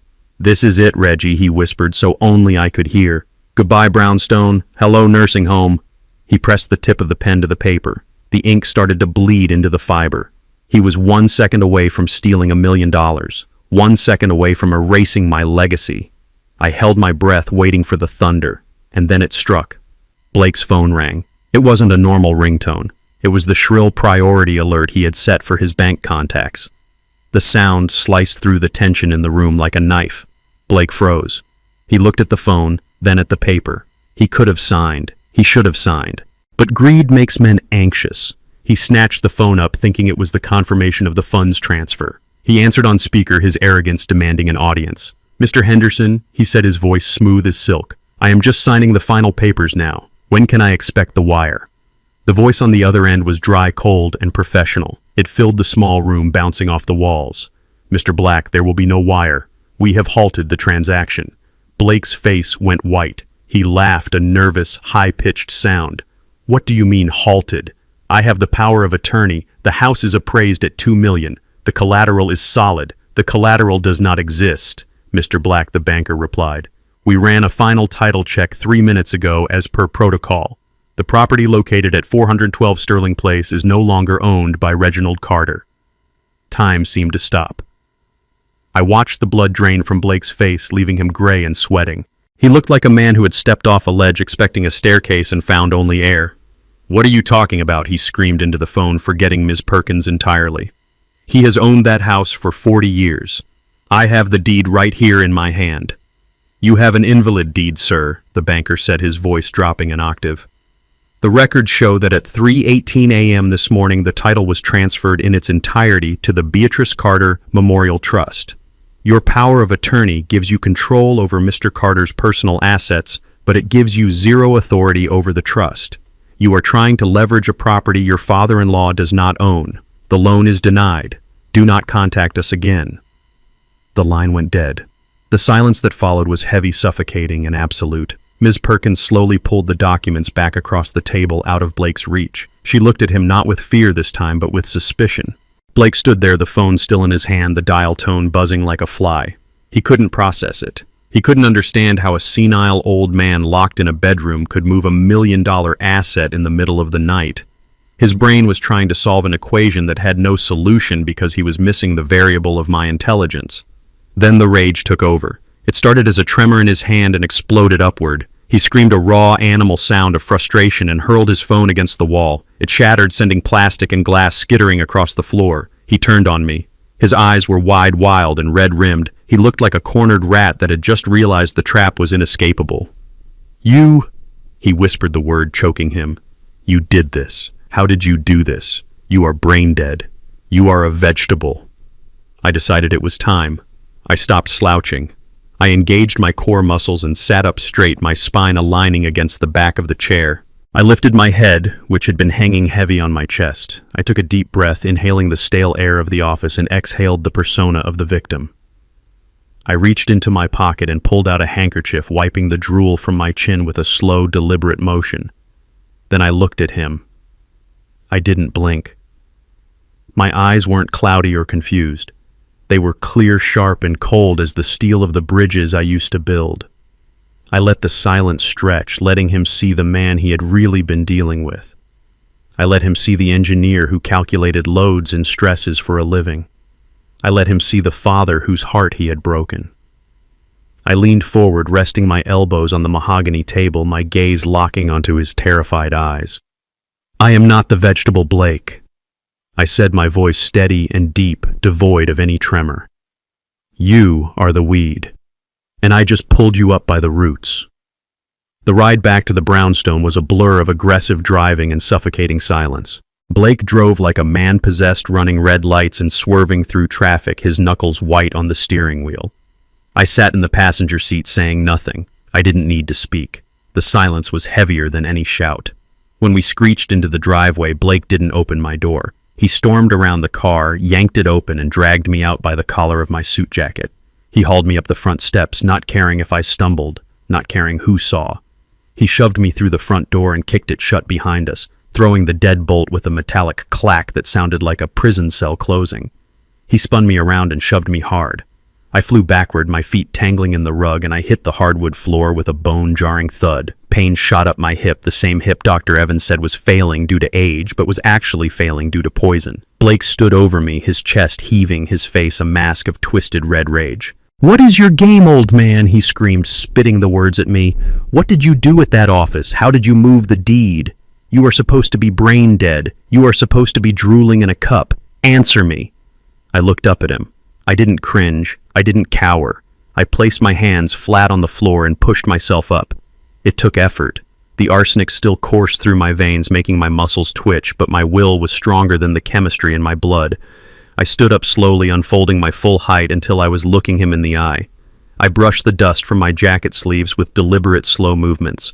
I straightened my tie. I took a breath and let the facade of the helpless invalid fall away completely. "I did what I should have done the first day you walked through that door, Blake," I said, my voice dropping to a low rumble that vibrated in the quiet house. "I protected my family from a parasite. You thought I was weak because I am old. You thought I was stupid because I was quiet. But you forgot one thing. I built this house. I know where every beam lies, and I know how to bring it down on top of you." The shock on his face lasted only a second before it was replaced by a feral violence. He roared a sound of pure animal fury and lunged at me. His fist connected with my jaw, snapping my head back. I tasted blood.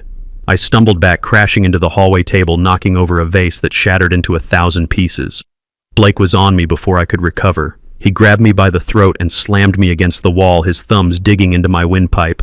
"Stop it, Blake, stop it!" Nia came running from the kitchen, screaming. She grabbed his arm, trying to pull him off me. Blake didn't even look at her. He just swung his arm back in a violent arc. The back of his hand connected with Nia's face with a sickening crack. She flew backward and hit the floor, sliding across the wood until she hit the baseboard. She lay there stunned, clutching her cheek, blood already seeping between her fingers. "You useless cow," Blake shouted, turning his rage on her. "This is your fault. You couldn't even keep him sedated properly.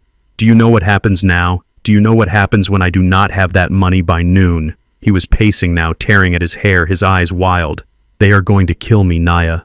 Marcus and his crew. They are going to cut me into pieces. That $1 million was my life insurance. It was the only thing keeping them from putting a bullet in my head. And your father just signed my death warrant." He looked back at me, and the fear in his eyes morphed into something darker, something final.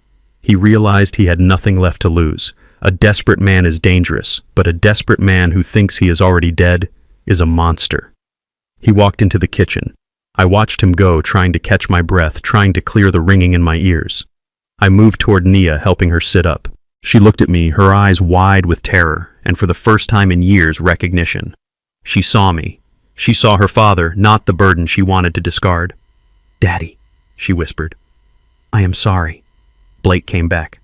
In his right hand, he held the 8-inch chef's knife Beatrice used to carve the Sunday roast. The steel glinted in the hallway light. "Get up!" he ordered, pointing the knife at us. "What are you doing, Blake?" I asked, stepping in front of Nia, shielding her with my body. "I am improvising," he said, his voice terrifyingly calm. "I cannot get the loan. The trust blocked it. But trusts have beneficiaries. If you die, Reggie, the trust pays out to Nia. And if Nia dies well as her husband, I inherit everything." He took a step closer, the knife steady in his hand. "It is going to be a robbery gone wrong," he muttered, as if writing the script in his head. "A home invasion. Tragic."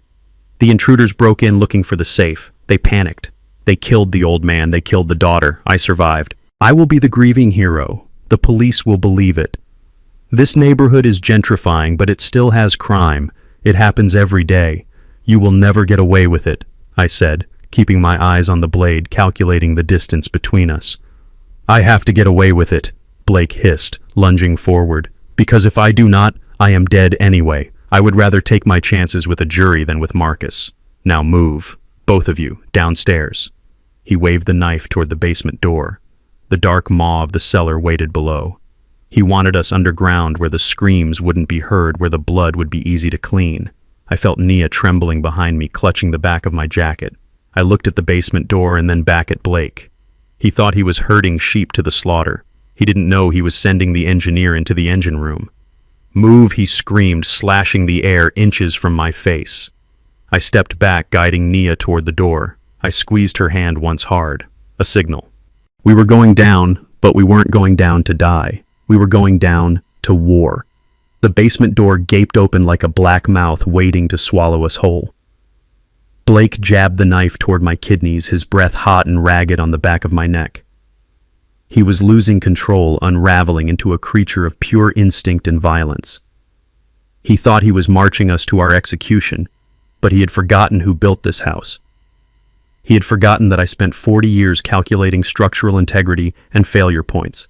I knew exactly where the weak spots were, and right now the weak spot was his arrogance. I stumbled on the threshold, feigning a weakness I no longer felt. My hand slipped into my jacket pocket, my fingers closing around the cold aluminum canister Mrs. Higgins had pressed into my palm 3 nights ago. It was military-grade pepper spray, the kind postal workers use for aggressive dogs. Blake stepped closer, raising the knife for a final shove. That was his mistake. He got too close. I spun around my movement fluid and fast-powered by a surge of adrenaline that burned through the arsenic in my veins. I didn't hesitate. I didn't warn him. I aimed for the eyes and pressed the trigger. The stream of orange liquid hit him point-blank in the face. Blake screamed a sound that wasn't human. It was the shriek of a blinded animal. He dropped the knife, clutching his face with both hands, clawing at his own skin as the chemical burn set in. He staggered back, crashing into the hallway wall, blindly swinging his fists at the empty air. "Run!" I shouted to Nia, grabbing her wrist. Her eyes were wide with shock, her body frozen. I didn't have time to be gentle. I yanked her forward, dragging her through the doorway and down the wooden stairs. She stumbled, her heels clattering on the steps, but I kept my grip iron tight. We hit the concrete floor of the basement, and I immediately spun around to the door. This wasn't a standard interior door. 2 years ago, I had reinforced it with a steel core and heavy-duty deadbolts. I told Blake it was for fire safety, but really, it was because I never trusted the world outside. I slammed the heavy door shut and threw the 3 locking mechanisms into place. The solid thud of the steel bolts sliding home was the most beautiful sound I had ever heard. We were locked in. But more importantly, he was locked out. Upstairs, the house shook. Blake had recovered enough to find the door. He threw his entire body weight against it, screaming obscenities that vibrated through the wood. He kicked and pounded his fists, drumming a frantic rhythm of rage and pain. "Open this door," he shrieked, his voice cracking. "Open it or I will burn this house down with you inside." I stood back, catching my breath, watching the door hold firm. I had installed the frame into the load-bearing studs. He could batter it all day. He wasn't getting in without a battering ram. Then the pounding stopped. For a moment there was silence, heavy and suffocating. Then I heard him pacing above us, his footsteps heavy and uneven. I heard him shouting, but not at us. He was on the phone. I moved to the ventilation duct that ran along the basement ceiling, knowing it carried sound from the kitchen directly down here. I gestured for Nia to be quiet. "Marcus," he was yelling, his voice trembling with a mix of agony from the pepper spray and sheer terror. "Get here. Now. Yes, I have them. They are trapped in the basement. No, I do not have the money. The bank fell through, but the old man has a safe down there. He has cash. I know he does. Just come. Bring the boys. Tear the place apart. I do not care. Just get me out of this." He hung up and kicked the door again. "Did you hear that, Reggie?" he shouted through the wood. "My friends are coming. They are not like me. They do not have patience. They are going to cut through this door, and when they do, I am going to let them have their way with you." He laughed, a broken, manic sound. "You think you are safe down there? You just dug your own grave. You are trapped like rats." I stepped away from the vent. He had called the wolves. Marcus was a name whispered in the neighborhood, a man who ran illegal gambling rings and broke legs for sport. Blake had just turned my home into a war zone. He had invited the devil to dinner because he didn't want to eat alone. Nia was huddled in the corner, sitting on a stack of old magazines. She was shaking violently, her hands covering her face. She looked small and broken, a shadow of the woman who had served drinks to gangsters just a few nights ago. "Daddy," she sobbed, rocking back and forth. "I am so sorry. I didn't know he would do this. I thought he just wanted the money. I didn't know he was a monster. Please forgive me. I was so scared. I just wanted us to be happy." I looked at her. My daughter. My flesh and blood. I remembered holding her when she was born, promising to protect her from the world. But looking at her now, I didn't feel that warm, protective instinct. I felt a cold detachment. She had watched me eat poisoned food. She had planned to put me in a home to rot. She was only sorry because the plan had failed. She was only crying because she was in danger. I walked past her without a word. I didn't touch her shoulder.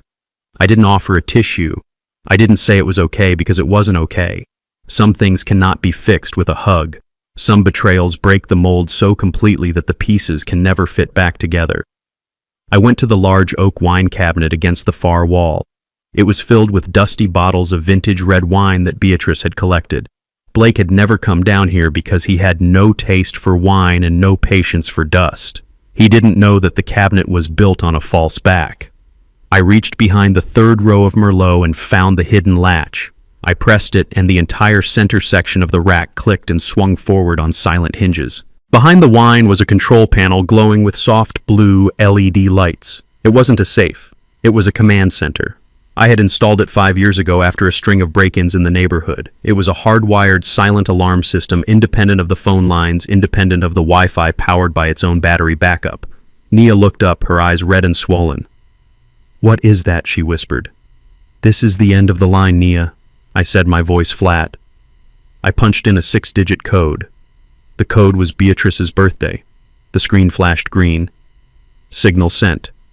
"This doesn't go to a security company call center in another state," I said, staring at the screen.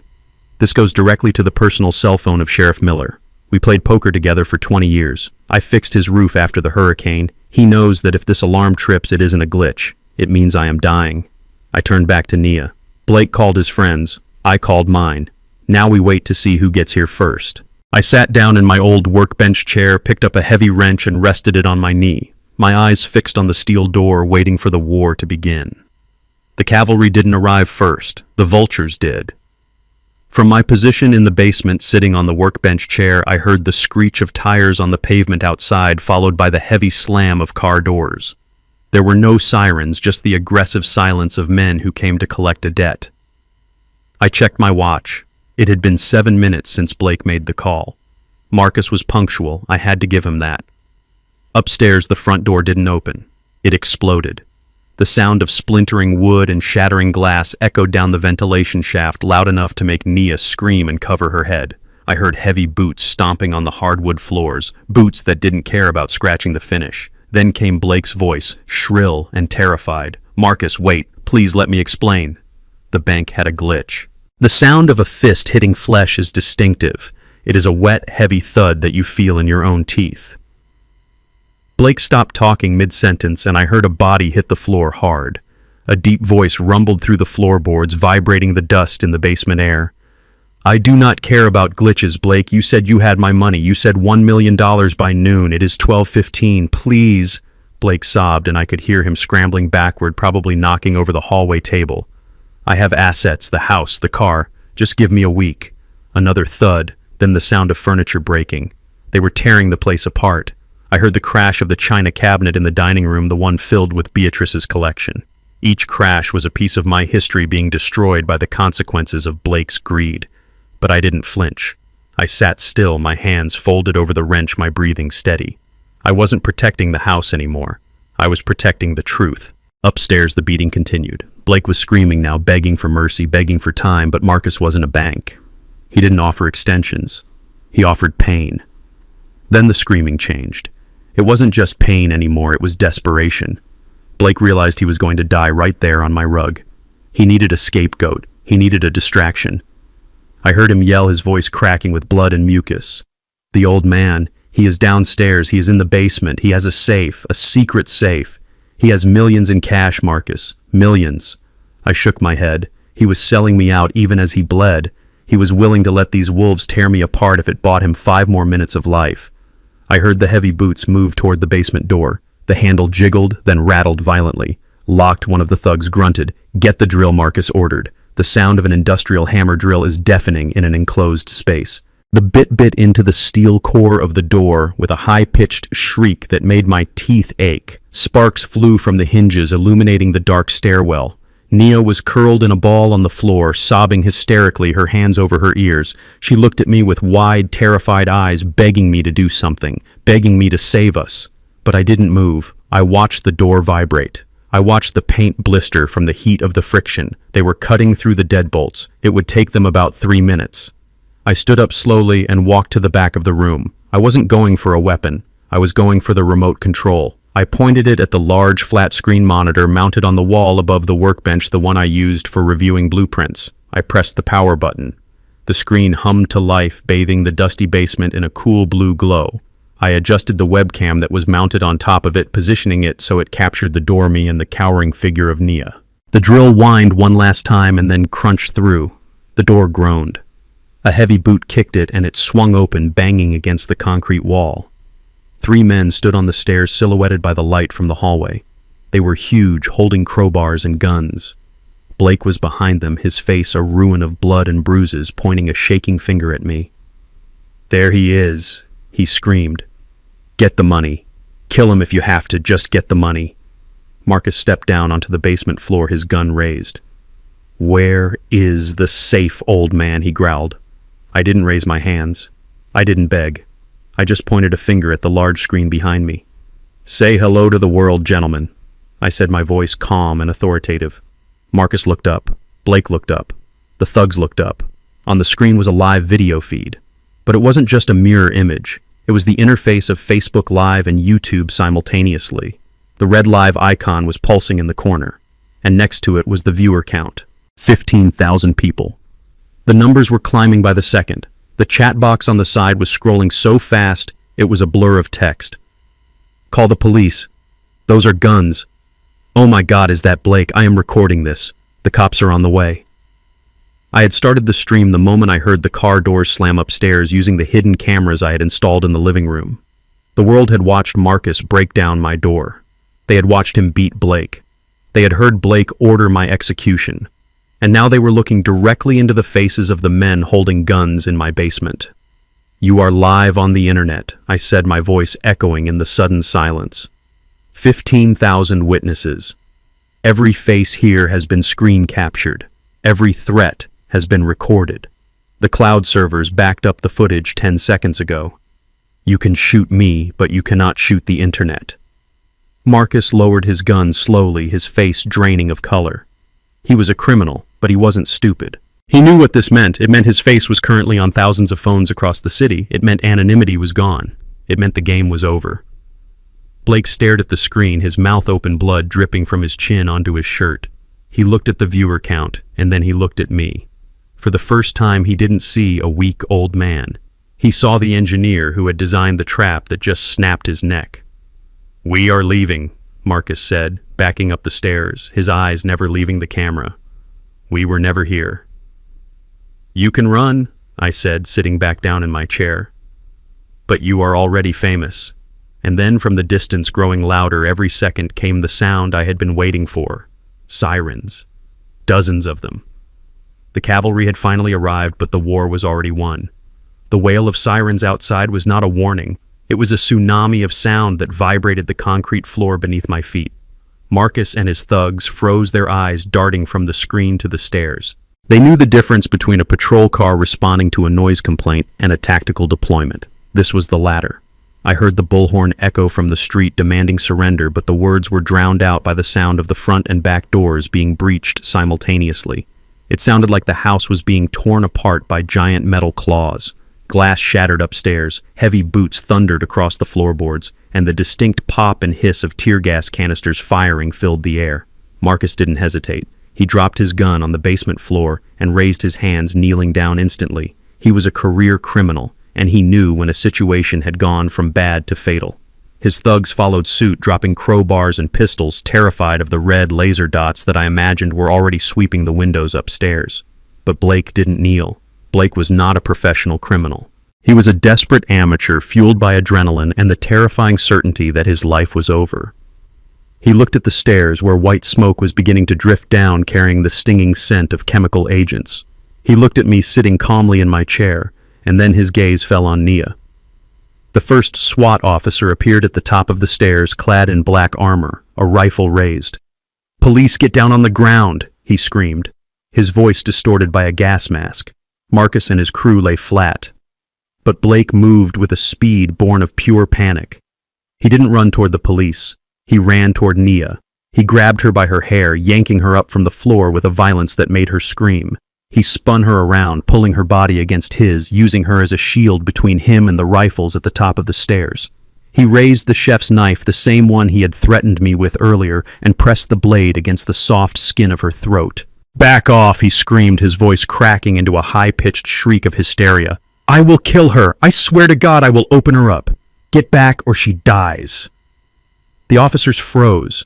The red laser sights danced on Blake's forehead, but they couldn't take the shot. He was moving too much, shaking Nia like a rag doll, keeping her head right in front of his own.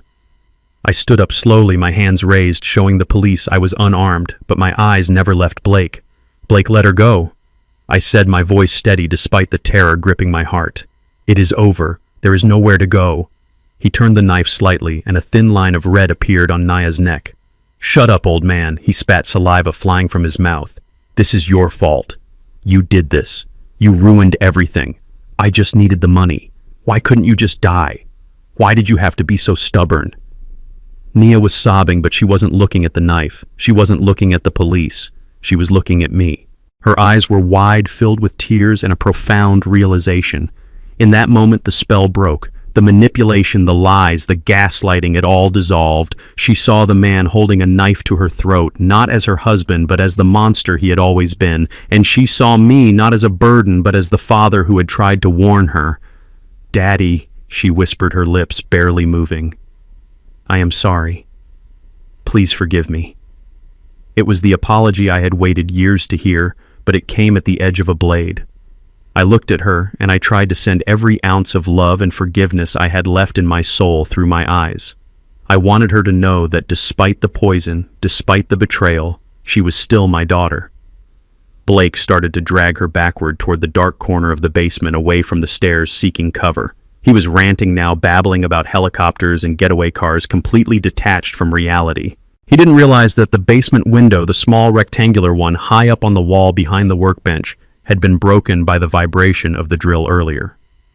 He didn't know that there was a clear line of sight from the backyard. I saw the shadow move across the window before Blake did. I saw the glint of a barrel in the moonlight filtering through the broken glass. A sniper from the tactical team had positioned himself in the garden. "Naya, close your eyes," I commanded, my voice cutting through Blake's screaming. She obeyed instantly, trusting me for the first time in a decade. The shot was deafening in the enclosed space. It wasn't a bang, it was a crack like lightning striking the foundation. Blake's right shoulder exploded. The impact spun him around, throwing him away from Nia and slamming him against the washing machine. The knife clattered to the floor, sliding across the concrete. Blake slumped to the ground, clutching his shattered shoulder, screaming in agony. The blood was bright red against his white shirt. He wasn't dead, but he was done. Nia collapsed to her knees, gasping for air, her hand flying to the small cut on her neck. Officers swarmed down the stairs, a tide of black uniforms and shouting voices. They were on Blake in seconds, Zip tying his hands behind his back, ignoring his screams of pain. They cuffed Marcus and his thugs, dragging them up the stairs. A medic rushed to Nia, checking her neck, wrapping a blanket around her shoulders. She was shaking violently in shock. She looked up at me, reaching out a trembling hand. I walked over to her. I didn't hug her. Not yet. I squeezed her hand once hard, just like I had done upstairs before we went into battle. It was a promise that we survived. I turned away from her and looked at Blake. He was writhing on the floor, his face gray with shock. He looked up at me, his eyes filled with hate and fear. I walked toward him. The officers tried to guide me away, but I shrugged them off. I walked right up to him. I stepped over his legs, looking down at him like he was a stain on my floor that needed to be scrubbed out.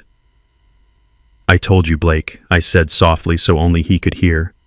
"I built this house, and I just buried you in it." I walked up the stairs, out of the basement and into the flashing lights of the living room, leaving the darkness behind me forever. I sat behind the one-way glass of the interrogation room, watching a man who had no spine. Blake sat at the metal table, his right shoulder heavily bandaged and his arm in a sling from the sniper round that had taken him down. He looked pale and sweaty, the pain meds clearly wearing off, but his mouth was still moving fast. I listened to the audio feed through the speakers in the observation room, standing next to Sheriff Miller. I expected Blake to lawyer up or stay silent, but I should have known better. Cowards do not stay silent when they think they can talk their way out of a cage. Blake was singing, but he wasn't confessing. He was blaming. It was all Nia. He said, his voice trembling with a fake sob. "She is the one who hated him. She has hated him for years. She said he was controlling. She said he was ruining our marriage. I just wanted to move away, but she insisted we needed the money. She bought the poison. She put it in his food. I tried to stop her, but she threatened to leave me." I watched him wipe his nose with his good hand, his eyes wide and pleading as he looked at the detective. He was painting a picture of a manipulated husband, a victim of a cruel wife, and an overbearing father-in-law. He claimed he didn't know about the loan fraud, that Nia had forged the documents. He claimed the casino night was Nia's idea to raise money to pay off debts he didn't know she had. It was a masterclass in gaslighting. He was willing to send the mother of his child to prison for life just to shave a few years off his own sentence. He looked at the detective and said, "I love that old man. I respected him. I was just trying to protect him from his own daughter." The audacity made my stomach turn. He was using the very racism he harbored to his advantage, playing the role of the innocent white man caught in a dysfunctional black family's drama. He thought that if he cried hard enough, if he played the victim well enough, the police might overlook the knife he held to my daughter's throat. He was betting on his privilege one last time. Sheriff Miller looked at me, his jaw set tight. He turned off the audio feed. "Do you want to hear more, Reggie?" he asked. I shook my head. I had heard enough. I didn't need to hear any more lies. I needed to show them the truth. I walked into the interrogation room. Blake looked up, and for a second he looked relieved, thinking maybe I was there to save him. That hope died instantly when he saw the plastic evidence bag in my hand. I didn't sit down. I walked right up to the table and placed two items on the cold metal surface between us. The first was a small black SD card taken from the camera I had hidden in the smoke detector. The second was a stiff, purple-stained linen napkin sealed in plastic. "This is not hearsay, Blake," I said, my voice filling the small room. "This is science. And this is your voice." I looked at the detective. "Play the audio file labeled Kitchen Tuesday Night." The detective plugged the card into his laptop. A moment later, Blake's voice filled the room, clear and distorted by hate. I heard him say the words that had burned into my soul. "This old black man is tough like leather.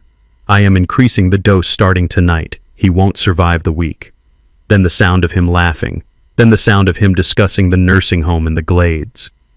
Blake's face went gray. He slumped in his chair, the fight draining out of him. But I wasn't done. I pointed to the napkin. "And this," I said, "is the vintage Cabernet you tried to force feed me last night. I didn't drink it, Blake. I spit it into this napkin. The lab boys are running the tests right now, but we both know what they are going to find. High concentrations of arsenic mixed with alcohol. That is premeditated attempted murder. That is a biological weapon. And because you crossed state lines to buy the poison that makes it a federal crime." I leaned in close, my hands flat on the table. "You tried to frame my daughter. You tried to frame me as senile. But the only thing you succeeded in doing was recording your own confession. You called me a slur in my own house. You tried to sell my legacy. Now you are going to pay for it with the rest of your life." Blake didn't speak. He just stared at the napkin, the red stain looking like dried blood. He knew it was over. The narrative he had spun, the victimhood he had claimed, it all evaporated under the weight of hard evidence. He wasn't a victim. He was a predator who had walked into a trap. I left Blake in the room with his silence and walked back into the hallway. The station was buzzing with activity officers processing the thugs from the basement and cataloging the evidence from the casino. Sheriff Miller guided me toward another observation room down the hall. Through the glass, I saw Nia. She wasn't in an interrogation room. She was in a holding cell, sitting on a metal bench with her head in her hands. She looked small, broken, and utterly alone. Her neck was bandaged where the knife had cut her.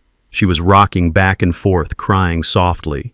Reggie, the sheriff, said gently, "She has been asking for you. She told us everything.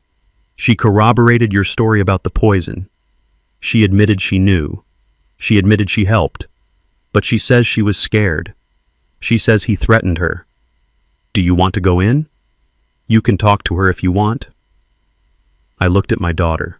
I remembered teaching her to ride a bicycle, holding the back of the seat until she found her balance. I remembered her graduation day, how proud I was when she walked across the stage. I loved her. God help me, I loved her more than I loved myself. Every instinct in my body screamed at me to go in there, to hold her, to tell her it was going to be okay, to hire the best lawyer I could find and get her out of this mess. But then I remembered the kitchen table. I remembered her voice saying, "I do not want to watch him suffer, I just want him out of the way." I remembered her serving drinks to the men who were destroying my home. She hadn't been a hostage. She had been a participant. She had watched her husband poison her father day after day, and she had said nothing. She had chosen her comfort over my life. If I saved her now, I wouldn't be helping her. I would be enabling the weakness that had nearly killed us both. I took a deep breath, the air in the station tasting of stale coffee and floor wax. I turned my back on the glass. "No, Sheriff," I said, my voice cracking slightly before finding its strength. "I do not want to see her." "But she is your daughter, Reggie," the sheriff said, surprised. "I know," I said, "and that is why this is the hardest thing I have ever done. But she is also an adult who made a choice. She watched a man try to kill me, and she helped him set the table. Process her according to the law. Charge her as an accessory. Charge her with conspiracy. Let a jury decide if she was scared or if she was greedy." I looked back one last time at the woman weeping on the bench. "I do not have a daughter who helps kill her father," I whispered. "That woman in there is a stranger to me." I walked out of the station into the cool night air. I was alone. My house was a crime scene. My family was in cells. My heart was broken. But I was alive, and for the first time in a long time, I was free. 6 months of legal maneuvering had transformed the monster who tried to kill me into a victim. I sat in the front row of the gallery watching the performance of a lifetime. Blake sat at the defense table wearing a sweater vest and wire-rimmed glasses, looking more like a misunderstood graduate student than a man who had poisoned his father-in-law. His lawyer, a high-priced shark paid for by liquidating the last of Blake's hidden assets, was pacing in front of the jury box, weaving a tale of tragedy. He didn't deny the poisoning. He didn't deny the fraud. He denied the intent. He argued that Blake was suffering from a dissociative psychotic break induced by the extreme stress of the gambling debts. He painted a picture of a man hunted by the mob, his mind fracturing under the threat of violence until he could no longer distinguish right from wrong. "He is not a murderer," the lawyer bellowed, pointing a finger at Blake, who hung his head in practiced shame. "He is a desperate man who snapped. He was not trying to kill Reginald Carter out of malice. He was trying to solve an impossible equation in a broken mind. He believed he was saving his family from the loan sharks. He needs a hospital, not a prison cell." I listened to this narrative and felt a cold fire in my gut. It was insulting. It was a mockery of the precision Blake had used. A psychotic man doesn't research chemical half-lives. A broken mind doesn't forge a signature with a steady hand. A victim doesn't hold a knife to his wife's throat and use her as a human shield. I looked at the jury. They were listening. Some looked sympathetic. Blake was young, white, and handsome. He fit the profile of someone who deserved a second chance in their eyes. I realized then that the truth wasn't enough.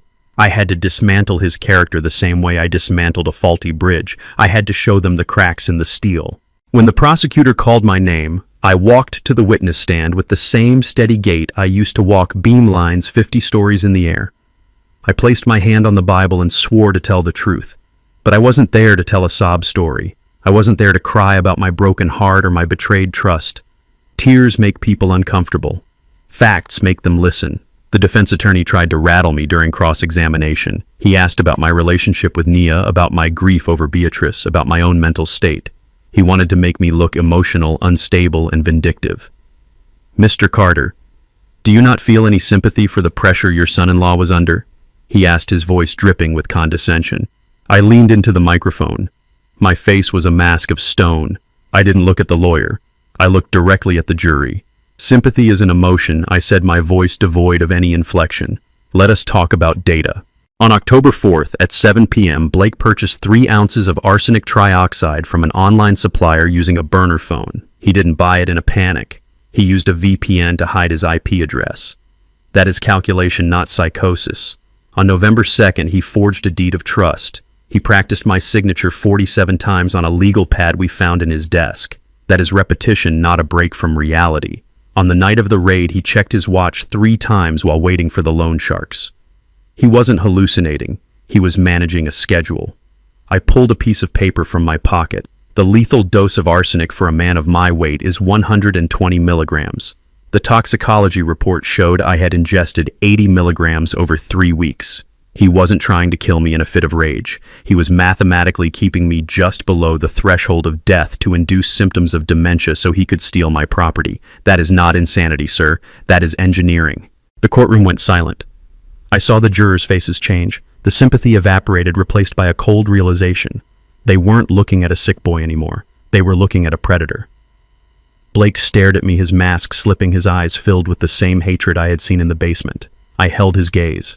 I let him see that his narrative had just crashed against the wall of my logic. The jury deliberated for less than 4 hours. When they returned, the foreman did not look at the defense table. That was the tell. I sat perfectly still, my hands folded in my lap as the judge asked for the verdict.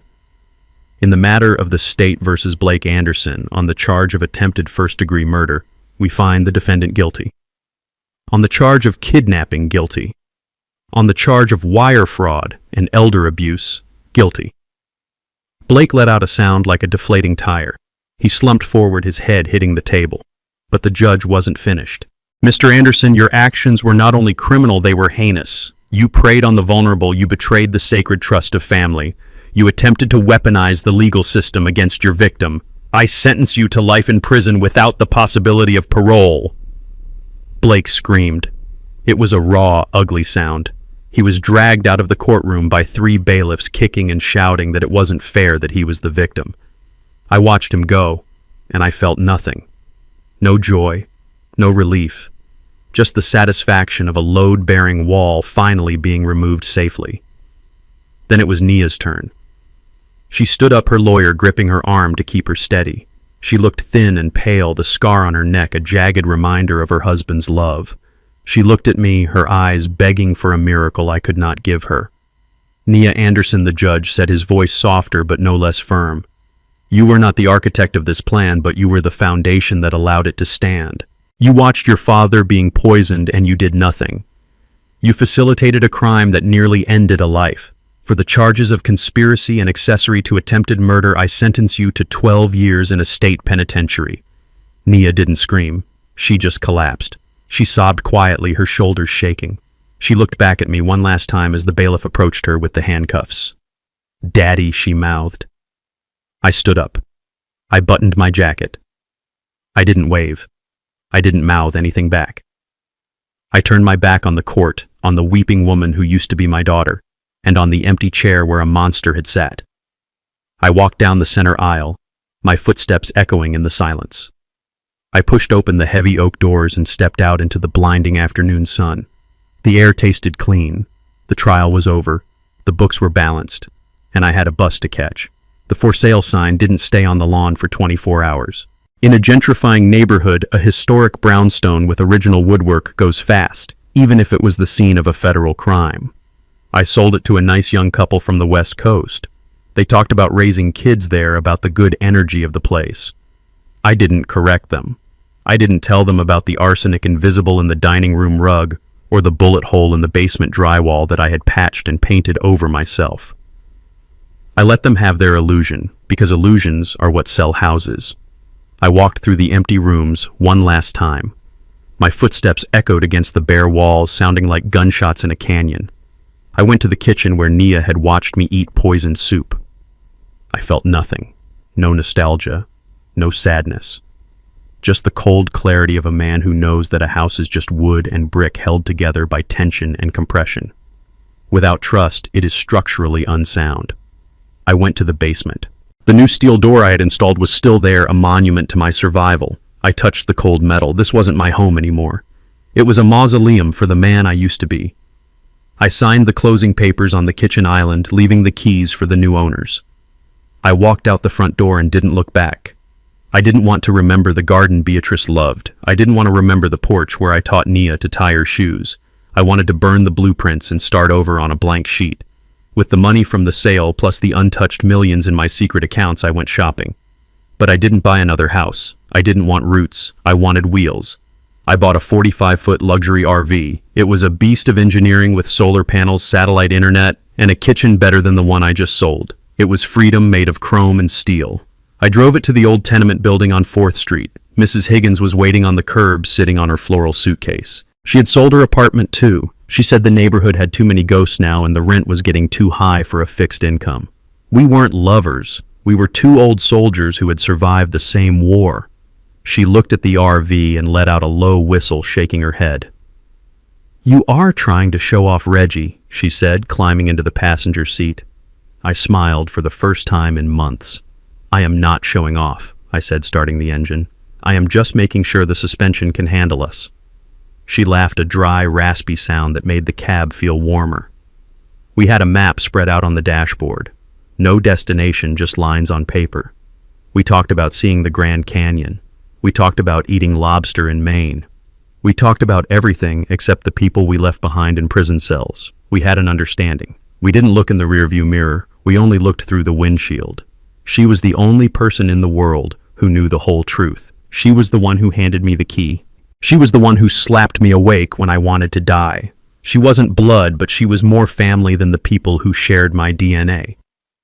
As we hit the highway, the city skyline began to shrink behind us. I watched the skyscrapers turn into toys and then disappear into the smog. The sun was setting, painting the sky in violent shades of orange and purple. The road stretched out ahead of us, a gray ribbon of possibility. I gripped the steering wheel, feeling the hum of the engine vibrating through my arms. It felt powerful. It felt like life. I thought about Blake sitting in a concrete box, realizing that his arrogance was his cage. I thought about Nia waking up every day for the next 12 years knowing she traded her father for a lie.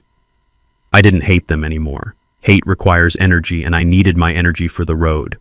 I felt a strange lightness in my chest. The arsenic was gone from my blood. The betrayal was gone from my heart. I was 71 years old and I was an orphan of my own making, but I had never felt more alive. Beatrice would have liked this. She always wanted to travel. I like to think she is riding shotgun right next to Mrs. Higgins, pointing out the landmarks. I looked at Mrs. Higgins dozing in the seat beside me, her mouth slightly open, snoring softly. That was peace. That was trust. People tell you that family is everything. They tell you that blood is thicker than water. They are wrong. Blood is just biology. Family is the person who hands you a rusty key when you are locked out of your own life. Family is the person who pulls you out of the dirt when you are poisoned. Family are the people who do not let you die in the dark. I had lost a child, but I had found a life. I turned up the radio, let the window down to feel the wind on my face, and drove straight into the horizon.